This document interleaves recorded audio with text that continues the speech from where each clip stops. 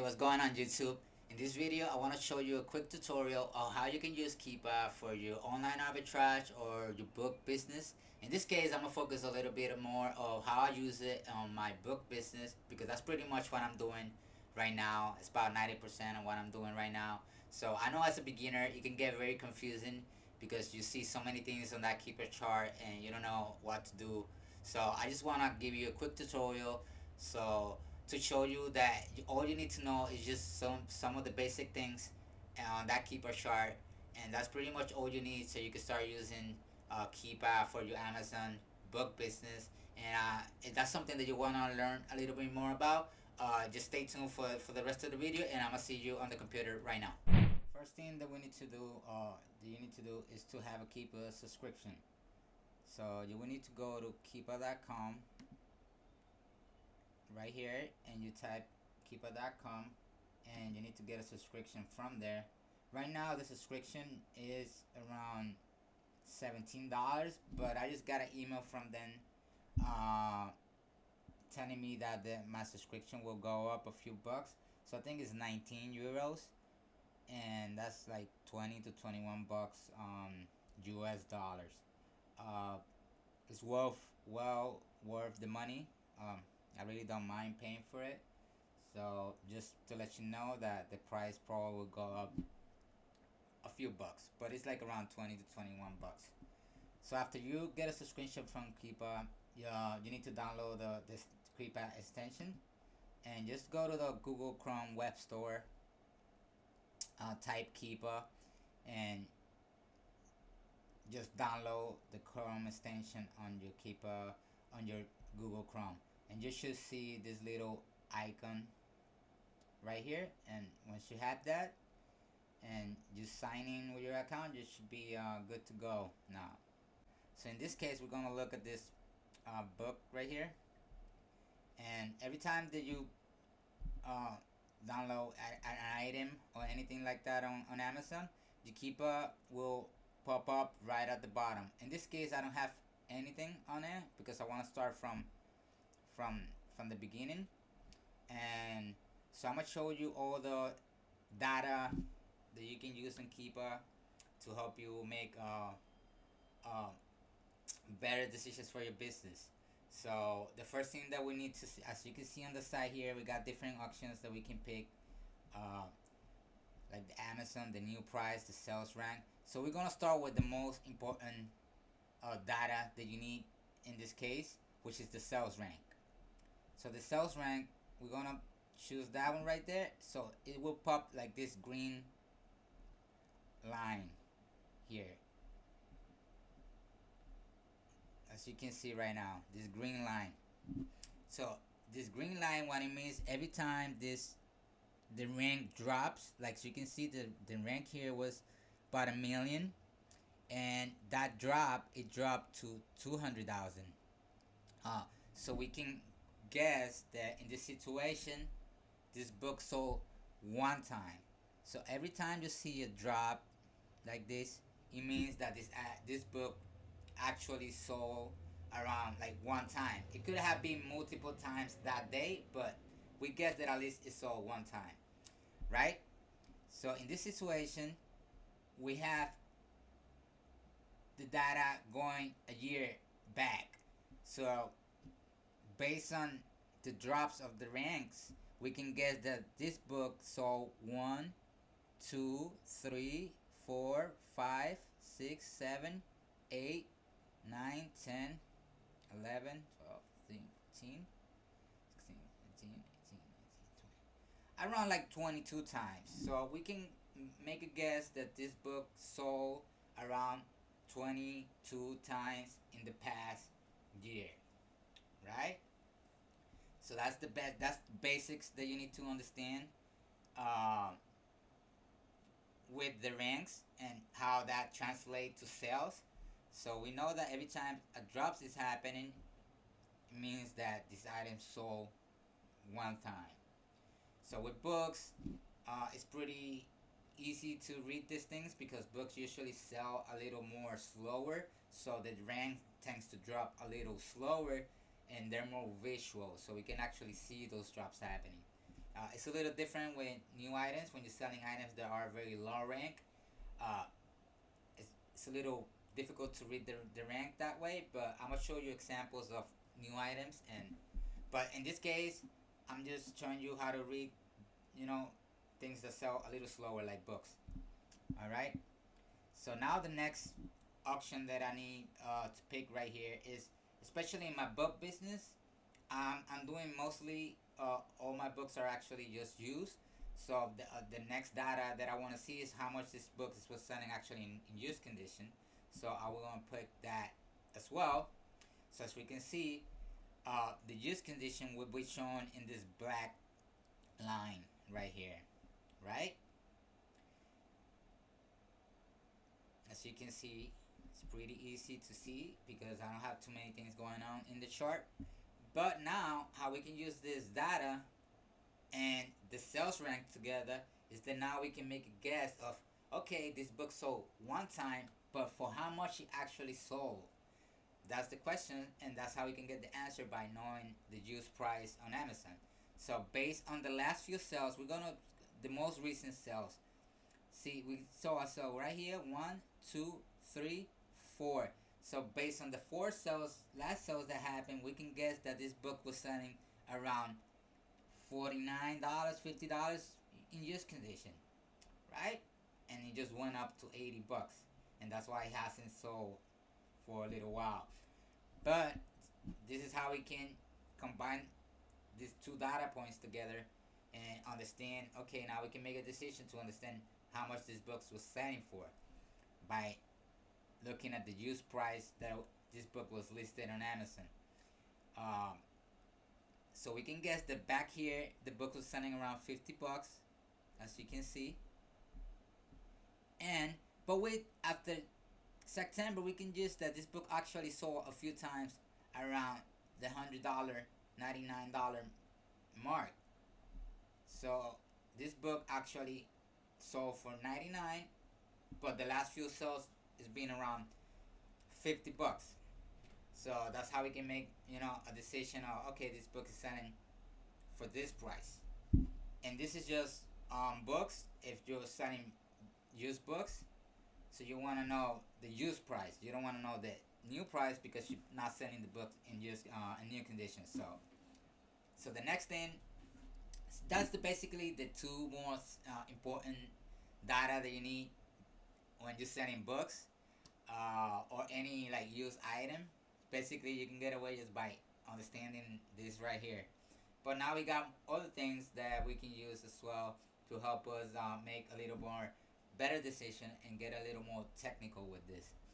Um, so now I'm gonna show you what other options that you have. You want to see Amazon has been in this listing before, so you pop this little yellow circle in there, and now we can see when Amazon was in this listing. And as we can see right here, back in September, it will show as this orange line, and it also will have this shadow in the back, like a yellowish orange shadow. So that's how you know Amazon was selling this book in new condition, basically, for 50 bucks back in September. And once they sold, they haven't been in the listings since September, so they're not longer in this listing. So we can see that as well if Amazon in the listing. This data point on Amazon is very useful when you're actually doing online arbitrage or retail arbitrage items. When you're doing new, uh, for the most part, you don't want to compete with Amazon um, on new items, but they do share the buy box once in a while. And a way you can know that, I'm gonna show you later on in the video how you can know that as well. If you want to buy a new item and want to compete with Amazon, you want to make sure Amazon is sharing that buy box. And there's also a way to do that by using Keepa as well. But I'm gonna show you that later on in the video. Okay, so the next thing that we need to that we can use is the new item price too.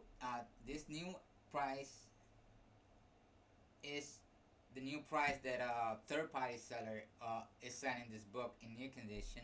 So that means third party seller is like a person just like me and you, or anybody besides Amazon. So as we can see, someone has this price in new condition for 169, and it disappears. So we can, based on this info, it's not necessarily true, but we can say that this sell that happened right here, as we can see a drop, uh, it means that that new item sold for 169, and that's the reason why it's no longer in this listing. So we can make educated. It's not necessarily what happened. It could have been that the used price sold, and maybe this new price, the seller just delisted the listing or whatever. But most likely, it's a very good chance that this sale that happened right here, because this new item disappeared, we can say that okay, this sale right here was actually the new item that sold at 169. So you have this book in new condition. You can guess that you can sell this book for 169 based on what we're looking at here. Okay, so I'm not gonna go through all these little single auctions because they're not really necessary, but we can also see the different conditions that this book's price off of. Like you can see the acceptable conditions price. It would pop as this little dot. To be honest, I don't really use this too much because I don't like my graph to be too crowded. I just wanna know just the basics. So here I wanna also know the buy box pricing. Who was getting the buy box, especially in new condition. I leave that on. And also I want to see the new third party FBA seller. So I can guess that this 169, as you can see, when you show this, it will pop at this orange triangles, and that's how you can know the new third party seller buy box was at. So this guy was actually a FBA seller selling it for 169 new, and we can guess that this item actually sold. So this is basically all you need to know, the basics to actually understand how you can use Keepa for your book business. But there's a bunch of tons of other things that you can do with this. As you can see in the bottom here, you can go as far back as 1 week, 1 day, a month, 3 months, and a year. In this case, we're going back to a year, but if you only want to see the 3 months, see, we can see that in 3 months the book sold only 1, 2, 3, and guessing by what we see here, it's all around that $50 mark, right? And it's a little inflated right now at 80, and that's probably a price that people are not willing to pay as much, but we know that it can actually sell at this price just because if we look at back in a year, we can see that this book was actually selling around $100. So we know based on data that this book can sell around this price. You just gotta wait a little longer. All right. So this second chart right here that I'm pointing at, we're gonna not pay attention to this too much because I don't really use it, and I really don't understand pretty much what it's for. I just know that sometimes there's some ranks that won't show up on the main chart and it will show up down here. So I guess this is just a backup. Here, this is another one that I use, and I use this chart more for my online arbitrage. And like I said, on my later on in the video, I will show you some examples of how I will use the chart for online arbitrage. But right now, I'm focusing on how I will use it with books or media or DVDs and things like that. But pretty much here you can see the number of sellers that are selling this book in used condition. So in this case, we have 8 people selling this book at $80. So that black line is the offers count. So there's 8 sellers. Right now at this point there's 9. And the blue one the purple line here would tell you the amount of sellers that are selling it in new condition, which in this case is it was one back then, but right now there's nobody selling it new, just collectible, which we don't care about. All right, so that's pretty much the basics of it that you need. Uh, Keepa has tons of information that you can use as well, but most likely if you're a guy that are going to like just thrift stores and book selling and doing book sales and things like that, or just getting your books from thrift stores or whatever, to be honest, you don't need to actually look at the chart every single time. In reality, I only use Keepa in my book business for books that are high ranking and books that have minimum data, and I just want to look a little bit back to see if I'm paying up for a book, $5, $10, $20. I want to make sure that the book I'm buying is actually going to sell at the price that I'm thinking of selling, based on the information that I'm getting from ScoutIQ or Scoutly or any third-party software that you're using to scan books. So I will show you two examples. I'm gonna show you an example of a bad book and a good book, and both of them have pretty similar data, but they do have, they would show similarly in your application. And Scoutly, they will see like, okay, this book look the same based on the data you're looking at the phone, but when you look at the Keepa, they have two different history. So one will be a bad book, and the other one will be a good book to pick. In this case, I'm gonna open Scoutly and I'm gonna scan this book into my software. And as you can see, this book, if you look at the data, it's selling for around $90, right? 80, 88, 98. So that's $89 almost. And the sales rent, sales score and is 1. So you can guess this book sold one time. The rank is a little too high, 2.5 for a million. Most people would pick this book up. And but I'm gonna show you why this is actually not a good buy. And so basically, the way I use Keepa is for books like this, very very long tail books or very slow books that I'm probably paying a little more than I often will pay in a thrift store or anything like that. Maybe I'm paying I'm paying $10 or something like that, or maybe even if I'm picking this book in a thrift, but it's too big. I want to make sure that I'm actually gonna sell this book at the price that I'm thinking of, based on the information that I'm gaining in there. So this book is selling for $89 or whatever, right? Most people will, if you're new to this, you will say, oh, okay, this is great. This book is $80. I'm paying $5, $3, $10.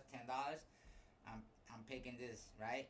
But the reason why it's not a good book is when you actually go to Keepa and you look at the data on this book, right? As we can see here, this book, based on what we see here, it sold one time, and that one sale was actually just very recent, right? It was back in July. But as we can see here, this book sold for around like $7 in used condition, maybe plus shipping and stuff, maybe $10. That's the price this book is sold for, right? And when we look back a year, we can see that this book was listed for $29 for a full year. Nobody bought it. It was a little higher before that, and this year hasn't sold in a year. And even when we go back into the whole history of this book sold a few times back in 2021 for like $20, 15. Based on we're looking at based on this use price right here. So as you can see, this is not an $80 book at all, right? Most people would think, oh, it's 80 because somebody's selling it for 80 on Amazon, and people will say, I'm gonna price mine at $80. But the reality is that this book is not actually an $80 book, and a lot of people will make that mistake. The only reason why it's 80 is because this offer sold for 7 and the price just spiked to $80. But this book is not gonna sell for $80 because based on the data that we see here, it was priced for $30 for like a year, 60, and like that. This book, uh, it's not a good book in my eyes. I wouldn't even pay $1 for this book, and that's the main reason why I would use Keepa. But I'm gonna show you the same situation here for the second book. Um, that I'm gonna look at, and this is actually has very similar data based on the rank and stuff, but they have very different history. So I'm gonna scan this into my software, and as you can see here, this book is 5 million, and for a 5 million rank, it has no sales score. In this case, most people will skip this book, especially if you're a beginner. You see, there's no data. The rank is 5 million. So most newbies will make a mistake and not picking this book actually, right? But I'm gonna show you why Keepa is so helpful in my business, because you can actually go back in time and look at situations like this to see if this is actually a good book. And we're gonna look at the data right now. So as we can see here, we're looking at the Keepa, and we can see that this book actually sold very recently, and that's the point. The reason why it doesn't show sales is because softwares like ScatterQ or Scoutly, they only go back around like 6 months. So the sales rank, and I think ScatterQ uses the the amount of sales. Whatever, it's the same thing, right? The E score. They use the E score as a way to tell you how many times that book sold in the last. But they only go back probably 3 6 months back. So if this book sold 8 7 months ago, it would show as no sales. So, but this probably could be a good book. And this situation, as we can see here, this book just sold very recently, back in like a week ago, and we can guess that based on the lowest price in this book, and we can see that this book was priced at 226. So we can guess that this book actually sold for $200. And if we go back a year, right, and we can see this book was priced for 226, we can go back a year. We can see that this book also sold around another $160. Right? This is not a book that is gonna sell, right away, tomorrow, or anything like that. But based on the data that I'm looking here, this book can sell for around 200 and 160. I can price it at anywhere around that range, and I will be very confident that this book will sell 3 4 5 months from now, or a few weeks from now. You don't know that, but it can have that power of giving you, good ROI on your investments based on the data here. So this is very important, right? So this book, the data was horrible, no sales. On the past, man, the rank was about 5 millions, but it's actually not a bad book, and that's why I love Keepa, because I can use data at points like this, and most people won't do that, especially in the thrift stores, and you're struggling finding books at the thrift store. This is a very good strategy you can use, so you can still find stuff, because most people won't do this. Most people won't get the book. They'll probably scan the book, see the rank, and see there's no sale, and then we pass on it. But because you know that you can actually go back and see these things, you can actually make a profit still. So this is a very good book. I wouldn't overpay for this book because it's not selling too often, so I wouldn't pay 20 30 bucks. But if I'm paying $5, maybe even $10 for this book, I'll probably pay for that, right? So this is case of why I'm Keepa is so important. So I don't use it for every book, but basically, this is the reason why Keepa is very important in my business, because I'm able to do things like this. And as you can see, this is a great book. You will pick that, you wait for it, send it to Amazon, and you probably will sell this book in a few months from now. All right. So this video is being a little too long right now. So what we're gonna do in the next video, I will show you a little more of deep dive on how to use Keepa for your Amazon arbitrage business, because it's a little different. I don't with arbitrage business, arbitrage items that are selling more often, the rank can get very different, difficult to read because you don't see those drops because sales are happening so often that the sales rank is actually always dropping. So you need other points of other data to make you help you make decisions because you don't need to know if the item is selling or not because you already see it on the sales rank. But you wanna know if this is a good item based on the amount of sellers that item has, the history of the price history, how many times the price changes. So I will give you a little deep dive in the next video or how I use it for my online arbitrage and retail arbitrage part of my business. But in this video, if you're a bookseller or you're a media seller, and this is perfect for you. This is all you need, and basically just keep learning because Keepa has so many other things that you can use. But this is the basics, and I thank you for being here. See you on the next video.